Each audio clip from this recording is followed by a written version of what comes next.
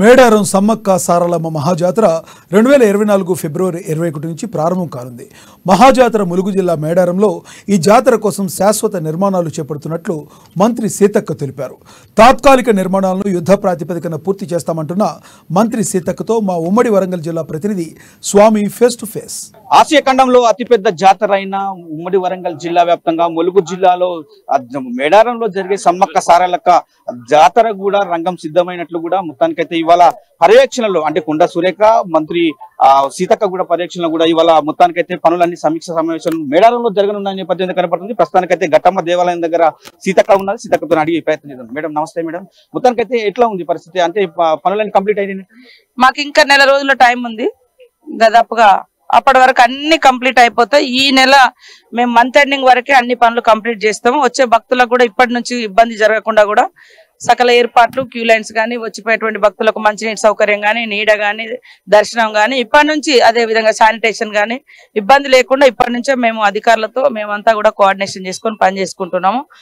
ఇప్పటి వరకు అయితే ఇలాంటి ఇబ్బందులు తలెత్తలేదు. అందరి సహాయ సహకారాలు కూడా మేము కోరుతా ఉన్నాం. గతంలో కంటే ఈసారి భక్తులు కావచ్చు అంటే సమ్మక్క సారక్క దేవతలు చూడడానికి కూడా ఎంతమంది ఎక్స్పెక్ట్ గా అంటే ఎంతమంది రానున్న నేపథ్యం అంటే ఇప్పుడు చెప్పలేము. ఇప్పటికీ వచ్చిపోతుందంటే ముందే వచ్చిపోయేటువంటి వాళ్ళ సంఖ్య కూడా ఉంటది కాబట్టి దాన్ని అంచనా వేస్తే ఈసారి మహిళా భక్తుల యొక్క సంఖ్య కూడా పెరగవచ్చు అని మేము అంచనా వేస్తున్నాం. ఎందుకంటే ఫ్రీ బస్సు చాలా వరకు లేడీస్ కూడా, మళ్ళీ తల్లుల జాతర సమ్మక్క సారలమ్మ అంటే మహిళలే ఎక్కువ వస్తారు.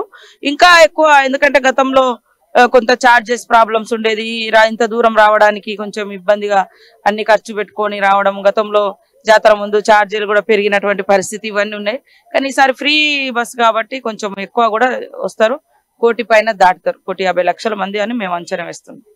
దాదాపు బస్సెస్ కూడా పెంచుతా ఉన్నాం. 1,000, 1,500, 2,000 బస్సులు పెంచుతా ఉన్నాం. గతంలో 4,000 బస్సులు అట్లా ఉంటే ఈసారి 6,000 దాకా పెంచుతా ఉన్నాం. సీతక్క విలవేల్పు దైవం అన్న సమ్మక్క సారక్క దేవత ఆడబిడ్డలైనా మీరు ఇవాళ అంటే ఇన్ఛార్జ్ మినిస్టర్ గా ఆదిలాబాద్ డిస్ట్రిక్ట్ లో ఉన్నారు. ఇప్పుడు సమీక్ష సమావేశంలో ఏమేమి చర్చించబోతున్నారు? అదే ఇప్పటి వరకు ఇచ్చినటువంటి అలొకేషన్స్ ఏమున్నాయి, వాటి ద్వారా ఇంకా ఎక్కడెక్కడ పనులు అయినాయి, ఇంకా ఏం చేస్తే బాగుంటది, ఎట్లా క్యూ లైన్స్ కానీ, వచ్చిపోయేటువంటి బస్సులను కానీ, శానిటేషన్ కానీ, డ్రింకింగ్ వాటర్ కానీ మేజర్ ఇవి మేము చూసుకుంటా ఉన్నాం. అక్కడ కూడా నాకు ఆదిలాబాద్ లో కూడా బాధ్యత ఉంది. అక్కడ కూడా నాగోబా జాతర, కేశలాపురం జాతర ఇవన్నీ ఉన్నాయి. అది కూడా ఇప్పుడు నెక్స్ట్ మంత్ స్టార్ట్ అవుతున్నాయి. ఇవి కోఆర్డినేషన్ చేసుకొని పనిచేస్తాం. సీతక్క ఆధ్వర్యంలో ఇక్కడికి మినిస్టర్ గతంలో వైఎస్ రాజశేఖర రెడ్డి తర్వాత ఇక్కడికి ఎవరు రానున్న కనపడలేదు. ఇప్పుడు సీఎం రేవంత్ రెడ్డి ఇక్కడ రానున్న నేపథ్యం కనపడుతుందా? వస్తాడు, తప్పకుండా వస్తాడు. ఆయన తప్పకుండా వస్తాడు. అందులో వేరే ఏం ఆలోచన లేదు. వస్తారు, ఇంకా పెద్దవాళ్ళు కూడా వస్తారు. చూడండి, తర్వాత చెప్తారు. మీ ఇలాకలో ఈ సమ్మక్క సారక్క జాతర ఇంత విలువెల్పు జరుగుతుంది, ఎలా ఫీల్ అవుతున్నారు మీరు? మా దేవుడు, మా దైవం, మా అమ్మ అంటే చిన్నప్పటి నుంచి ఆ దేవుని బిడ్డలుగానే మేము పెరిగినాం. మొక్కుడు కూడా సమ్మక్క సారలమ్మకే మొక్కుతాం, అంటే పుట్టినప్పటి నుంచి. కాబట్టి వేరుగా చెప్పేది ఏముండదు. అది ఒక గాఢమైనటువంటి బంధం, సమ్మక్క సారలమ్మతో ఉండే బంధం అది.